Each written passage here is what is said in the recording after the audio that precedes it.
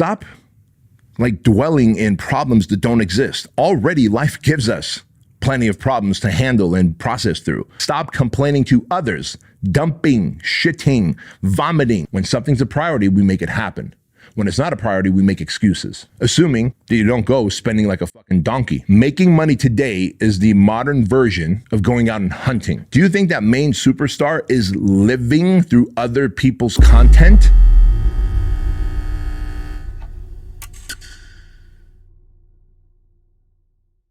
Typically, the advice that most coaches or mentors will give was like, hey, start doing this, right? Like add one more thing to your life, as though life is not complicated enough to add one more thing. What I found is when I can take things away, in other words, addition by subtraction, adding quality of life to your life by way of taking things away, I found that seems to work better for most people. Because most people don't have the time or necessarily the desire to add one more thing and one more thing. But they do have the time to take away one more thing or to at least stop doing one more thing. So let's dive into it. These are the things that you need to stop doing right now if you want to have a better life, make more income, impact, and have more influence on humanity. Stop screen sucking. Guys, you got to stop screen sucking. Whether it's social media, where you're just swiping through shit that's distracting you, creating FOMO, fear of missing out, that's absolutely taken up so much of your time and mental bandwidth.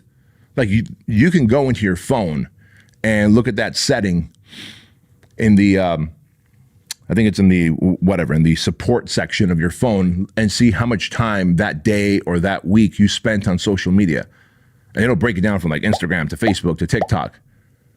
What is that doing for you? Like you got to stop screen sucking on social media. Number one, you got to stop screen sucking TV and sports. How many fucking TV shows, sitcoms, fucking football games, basketball games, baseball games, hockey games are you going to watch? If you're going to be the main character in your life, if you're going to be the fucking main fucking superstar, do you think that main superstar is living through other people's content? Or is that guy creating his own content, his own path, his own story, right? Like you've got to be the creator, not the consumer of content.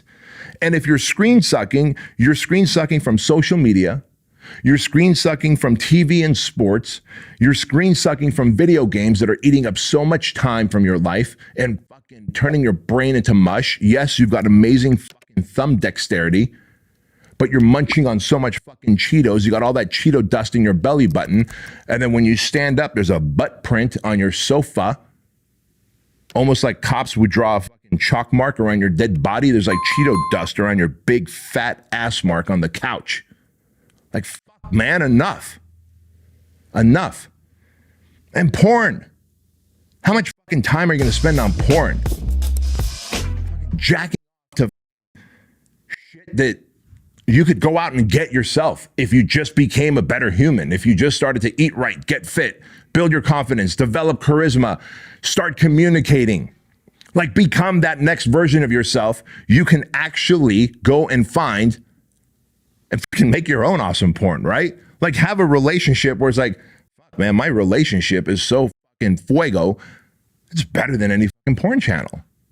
But what you're doing is you're trying to vicariously live through some porn channel that's not satisfying you, or it is temporarily satisfying you, right? You're getting that moment of like, oh, I got off, but then what? And then what? You feel shitty, your life still sucks, you're back to your video games, you're back to the Cheetos, you're back to watching your TV and sports and social media, and then you refuse to develop to your higher self. Stop eating like crap, because if you are ingesting things that are making you spazzy, like think about this, you eat a lot of sugar and caffeine, you are probably dealing with anxiety and then crashing into depression.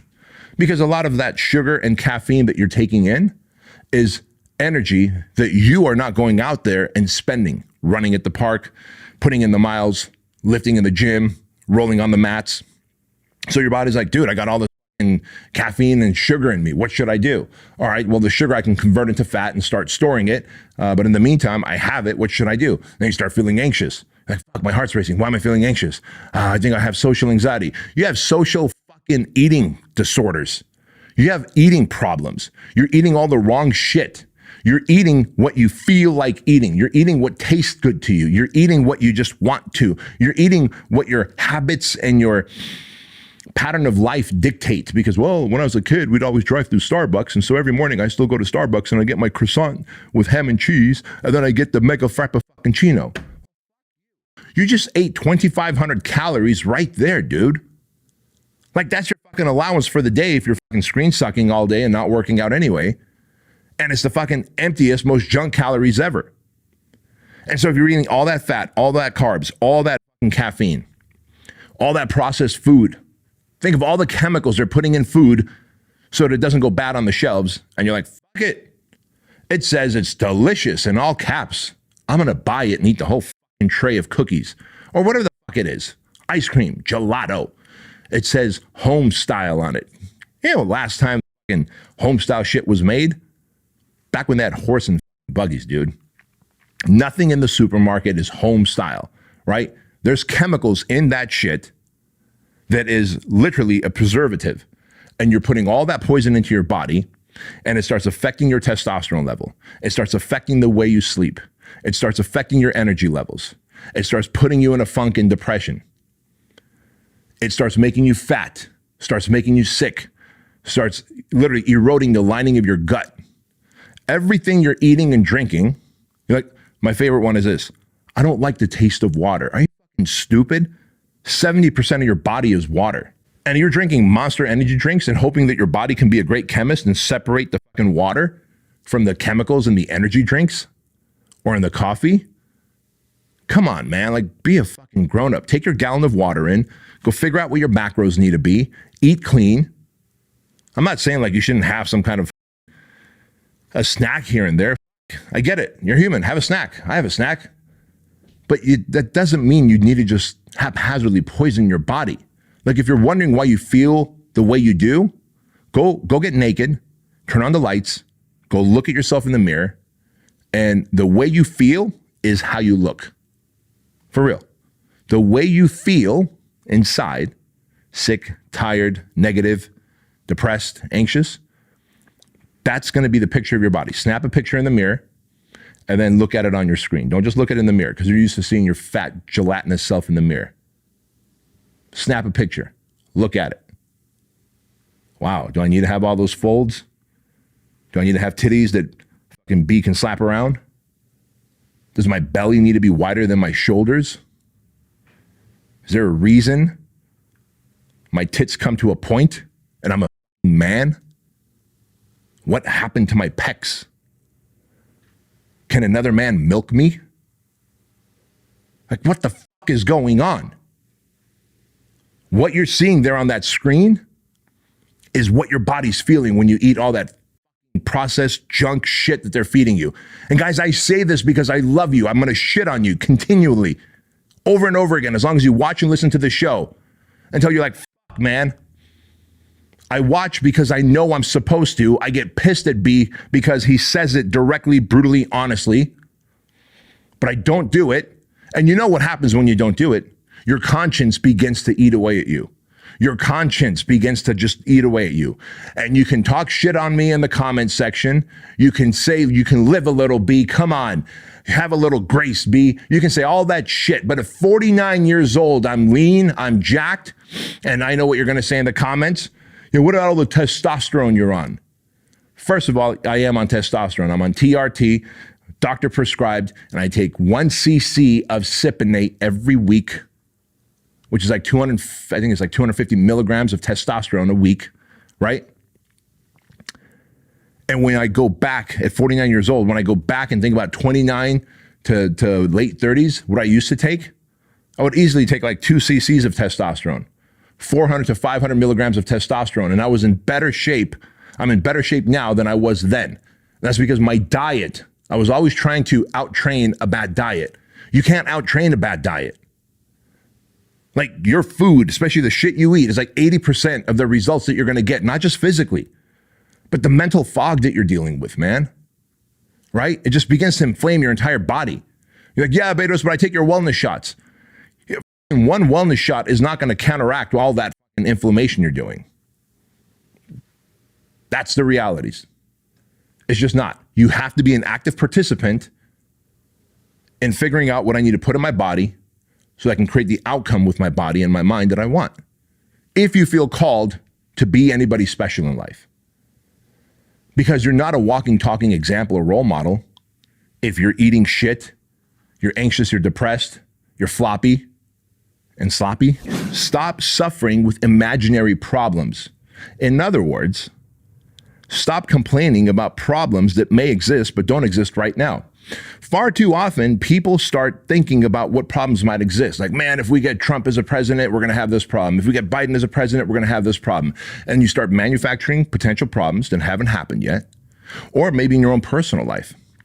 You know, man, you know, if I go and start this new podcast and no one watches it, it's going to be embarrassing. If I launch this YouTube channel and no one's subscribing and following and commenting and engaging, it's going to be a disaster. I wasted all that money on camera and microphones and backdrop, right? Stop like dwelling in problems that don't exist. Already life gives us plenty of problems to handle and process through.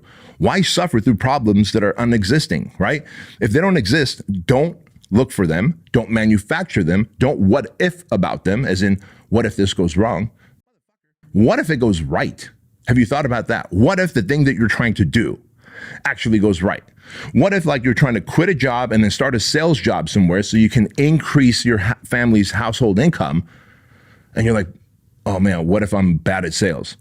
What if I get fired? What if I can't sell anyone and I'm just living off like minimum wage base pay? Like, why manufacture problems and then suffer from them? And then the thing you do, because when people suffer from problems that are imaginary, the next thing they do is they go complaining, they go dump it, they vomit all those imaginary problems that don't exist yet on others, right? Whereas if you actually thought about what if this actually works out? What if I do knock it out of the park with the podcast? What if the YouTube show takes off and people are blowing it up?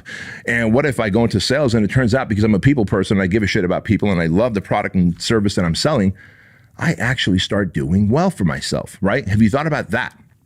And if you start looking at it through the narrative lens of positivity, of optimism, of the positive outcome that can be produced, did you know that there's a higher likelihood that you could produce that positive outcome? But if you're what-ifing about it, you do realize that what's going to end up happening is you're going to literally manufacture the fear, the problem that you were complaining about. So stop suffering with imaginary problems and stop complaining to others, dumping, shitting, vomiting your problems on others. Stop being broke. Guys, I told you, here's what I'm going to hear from you guys. B, it's easier said than done. What do you mean stop being broke? You can't just stop being broke. I know you can't. And I don't care if you're a firefighter, if you're a cop, all noble professions. I don't care if you turn a wrench, a plumber, HVAC, a mechanic, you work in sales, life's expensive, inflation, interest rates, I get all that. Gas prices, you live in California like I do, skyrocketing prices. Stop being broke. How? One, manage how you spend your money. Like truly, go through your credit card statement and see how many fucking recurring fees you pay to OnlyFans and fucking Netflix and Hulu and fucking Amazon, and how many of those recurring. Like if your bank account was a bathtub and I came with the drill and started drilling fucking holes underneath your bathtub and water just starts fucking dripping out, your job first and foremost is to plug up as many holes as you can. I get it. We have to have outgoing money. We have to have expenses. But should you be eating out every single day? Should you be ordering shit on Grubhub and DoorDash every day if you're broke? If you're carrying credit card debt? No, because you're paying that premium fee. Go and actually buy raw ingredients and make yourself food. But you don't know how busy I am. You don't know how busy I am running 7 companies with a massive team. I make it happen because it's a priority. When something's a priority, we make it happen. When it's not a priority, we make excuses. Again, I'm going to keep shitting on you until you guys understand that being broke is no excuse, because when you're broke, you become easy to manipulate. The government, the opposition, as I say, can get greater amounts of control and compliance over you when you're broke. When you're broke, you don't have the choices in life like I do. I want you to have choices and options. When things get hard for others, you can serve others with your money when you're not broke. And so one, stop the outgoing money that's frivolously going out. Number two, stop around on Friday nights, all of Saturday and Sunday, and make that your side project where you're going to create a side hustle and go online and figure out what you need to do. I don't know if it's Amazon drop shipping you need to do. I don't know if it's going to be doing phone sales from home on Friday night, Saturday, and Sunday. Maybe you're going to become a copywriter. Maybe you're going to start buying Facebook ads for others because you're going to learn how to run an ad agency. Be a one-man, one-woman ad agency. Fuck, get 4 clients under you, each paying you $4,000 a month. How about this? Get 4 clients under you, each paying you $3,000 a month. Do the math on that. There's $12,000 a month right there. And if they're paying you $3,000 a month for you to run their Facebook and Instagram ads, and you're able to do it well, now if you start hiring other people to work for you, you can start scaling that business and quitting your day job and stop being broke. Assuming that you don't go spending like a fucking donkey, right? Because there's always more shit to buy. But when you stop being broke, you stop being controlled, manipulated. And there's a high level of confidence that comes with creating your own wealth, having enough money to share with others, being able to bless a charity, a church that you believe in, a cause that's meaningful to you. When you see a donate button, you press it and you give, and it feels good, and you're confident about it because I can go make more. Making money today is the modern version of going out and hunting, right? And if you're just getting by, carrying credit card debt, having to figure out how you're going to pay your bills, it's the equivalent of you went out hunting as a caveman, you weren't able to catch the saber-toothed tiger, you weren't able to catch a fish, you weren't able to use your slingshot or your arrow to kill a bird, and so you're having to eat like fucking weeds and dried berries that fell off a bush. While over there in the other cave, homeboy's celebrating with his fucking brontosaurus that he's eating. He's able to feed his family. He's able to feed the other cave people around him. Making money today is the equivalent of being a great hunter, and it gives a substantial amount of confidence and competency to a man. So start doing that. Bedros emphasizes the need to break the habit of excessive screen time, commonly referred to as screen sucking. He identified various sources of this behavior, including social media, TV and sports, video games, and pornography. He encourages individuals to reassess their time spent on these activities, suggesting that such consumption is a distraction that hinders personal development. He advocates for becoming a creator rather than a consumer of content, promoting a focus on building one's own path, story, and relationships rather than living vicariously through digital platforms. The overall message is a call to action, urging individuals to invest time and energy in self-improvement rather than succumbing to passive and potentially detrimental screen-related habits. He strongly advocates for a change in dietary habits, emphasizing the negative impact of consuming unhealthy foods. They link the intake of sugar, caffeine, and processed foods to feelings of anxiety, depression, and physical ailments.